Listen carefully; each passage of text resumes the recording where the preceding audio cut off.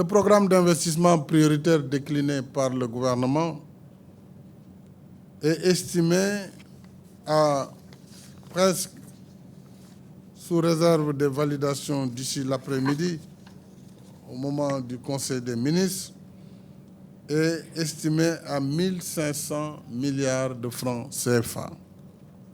loolu nag tibb bu ngandal kooku te Tamba la jógee, on a fait de gros efforts à Tamba, mais je crois là vous multipliez par 3 la région de Tamba.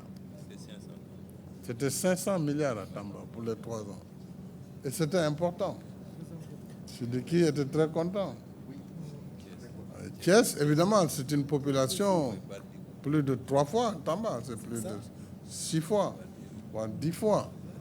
Mais je veux dire, il faut apprécier cet effort. Il faut l'apprécier. Parce que c'est notre ambition qui justifie qu'on puisse, au-delà de ce qui a été fait dans la décennie, nous engager encore sur les 3 prochaines années à réaliser ce programme. Alors, ce programme, en résumé, il s'agira premièrement de consolider la vocation militaire, parce que Thiès est une grande garnison. Demain, je passerai à la base militaire de Thiès. Consolider la vocation militaire et renforcer le maillage sécuritaire de la région. Deuxièmement, il s'agit d'accélérer les travaux d'accélérer le développement de la pêche et de l'économie maritime avec la réalisation du port de Ndayane. À ce niveau, j'avais souhaité lancer les travaux d'ici la fin février, mais nous verrons peut-être en mars pour le démarrage des travaux de ce port de Ndayane. Et je souhaite que d'ici là, que toutes les questions d'impenses, de paiement des impenses soient réglées définitivement afin d'engager ce chantier novateur et inédit, puisqu'il s'agit d'un financement en partenariat public-privé. Et je rappelle que dans le port de Ndayane, l'État du Sénégal est actionnaire à 40% à travers le port autonome de Dakar. Et c'est un investissement de 800 millions de dollars américains pour la première phase. Donc c'est quand même en CFA à peu près 600 et quelques milliards de francs CFA. Voilà, plus de 500 milliards, 600 milliards de francs CFA. Ça, c'est le volet 2. Le volet 3, donc comme décision, il s'agira de renforcer la région de Thiès en tant que pôle scolaire et universitaire de référence internationale avec l'université Iba Der Thiam, l'école polytechnique de Thiès, l'école nationale supérieure d'agriculture, l'ENSA, l'ISEP, le campus franco-sénégalais parce qu'il sera à Mbour, qui sera donc installé à Mbour, ainsi que les premières classes préparatoires scientifiques du Sénégal qui sont ici à Thiès pour les grandes écoles. Quatrièmement, il faut encadrer l'émergence de l'économie du pétrole et du gaz avec le jugement offshore de Kayar à travers le Yakar Teranga, c'est le nom du jugement, ça c'est à Kayar. Nous avons au nord, c'est la première exploitation, GTA, Grand Tortue Ahmeyim, avec la République islamique de Mauritanie, mais plus au sud, vers Saint-Louis et surtout à Kayar, nous avons Yakar Teranga qui devra faire l'objet d'une exploitation en privilégiant l'utilisation domestique du gaz, notamment en faisant du gaz à l'électricité et en développant la production des engrais, notamment de l'urée et de l'ammoniac.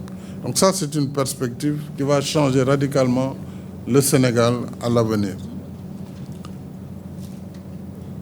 Nous avons également, dans cette quatrième décision, le soutien à la valorisation des énergies renouvelables dont Thiès est devenu l'épicentre à travers les centrales solaires de Malicounda.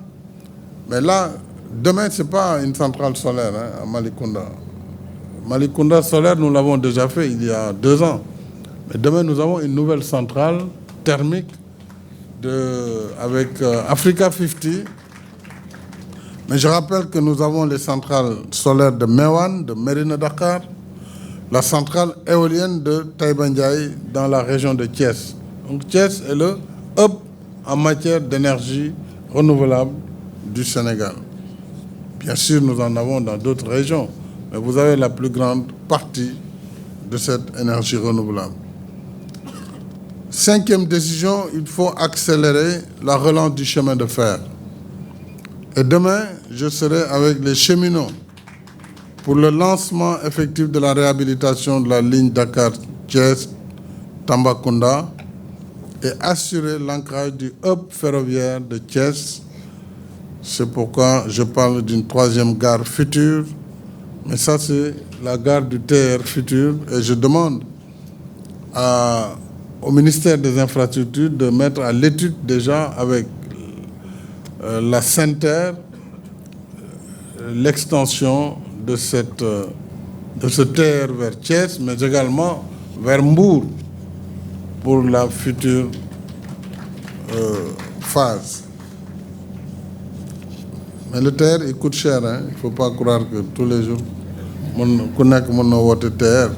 Mais enfin, c'est une ambition de faire le TR partout, mais enfin, il faut y aller quand même par étapes.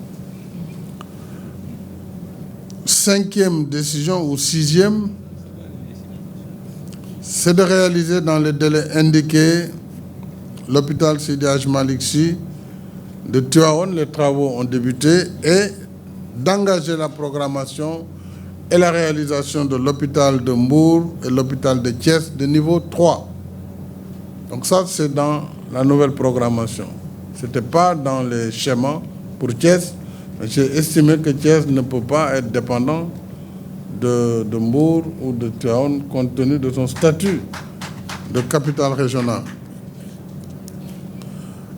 8e décision, engager la réalisation dans les délais de l'autoroute Thiès-Tivaouane-Saint-Louis. Bon, pour éviter la confusion, il faut qu'on sache de quelle autoroute nous parlons.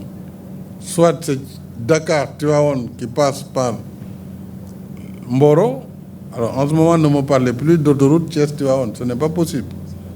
Parce que ça n'aurait pas de sens. Donc, nous avons une autoroute qui fait Dakar-Thiès, qui va à Touba. Nous aurons une 2e autoroute qui part de Dakar par la voie de contournement, enfin, je ne sais pas comment elle s'appelle, la VDN, qui passe par Guédiawaye, qui sort vers Tivaouane-Peulh et qui vient à Tivaouane, selon un itinéraire. Et à partir de Tivaouane, cette autoroute continue sur Saint-Louis. Demain, pas une confusion. Le président m'a dit Thiès, Tivaouane, waxumako. Autoroute Dakar, Tivaouane. Thiès, région, Tivaouane, qui région Thiès. Ah, Tivaouane, mais li may bañ ñu wax autoroute Thiès, Tivaouane. Section boobu amul. Te buñ ko wax. Parce que tam ñu ne président moo ko waxoon nangam comme si d'ailleurs président lu mu wax rek day am.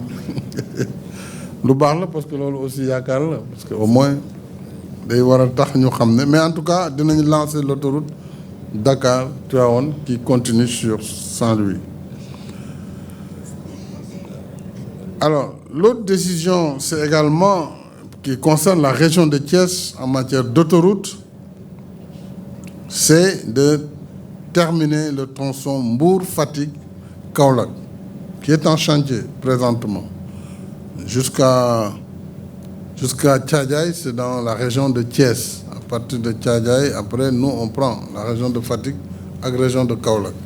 Mais jusqu'à Thiadiaye, donc Mbour-Thiadiaye, c'est la région de Thiès le bok, donc vous êtes concernés par cette autoroute. Et nous avons aussi les axes prioritaires Ndiaganiao, Tasset, Ngexokh et Sandiara Ndiaganiao, mais aussi Diogomboro, Wahnako en passant par Fass Boye, qui sont prévus dans le cadre du programme spécial de désenclavement et du projet d'amélioration de la connectivité dans les zones de production agricole du nord et du centre, le PCZA.